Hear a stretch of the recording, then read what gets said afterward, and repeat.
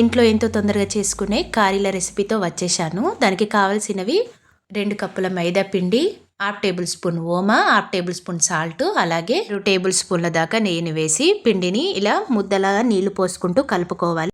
ఇప్పుడు చిన్న గిన్నెలో 2 టేబుల్ స్పూన్ల దాకా మైదా పిండి, 2 టేబుల్ స్పూన్ల దాకా కార్న్ ఫ్లోర్ని వేసి అలాగే 2 టేబుల్ స్పూన్ల దాకా ఆయిల్ కూడా వేసుకొని ఈ విధంగా కలుపుకుంటే సరిపోతుంది. ఇప్పుడు పక్కన పెట్టిన పిండిని ఇలా చపాతీలాగా చేసుకొని దానిపై నెయ్యిని కొద్దిగా కార్న్ ఫ్లోర్ని చల్లుతూ ఇంకొక చపాతీ కూడా దానిపై పెట్టి దానిపైన కూడా నెయ్యిని కార్న్ ఫ్లోర్ని చల్లుకోవాలి.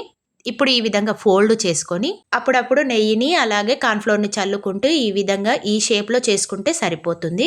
ఏ సైజులోనే చేసుకోవచ్చు. చూడండి ఈ విధంగా ఈ షేప్లో చేసుకోండి. స్టవ్ వెలిగించి కడాయిలో నూనె వేడయ్యాక వీటిని ఫ్రై చేసుకోవడమే. అంతేనండి, ఎంతో టేస్టీగా ఉండే క్రిస్పీగా ఉండే ఇంట్లోనే రెడీ చేసుకునే కారీలు రెడీ.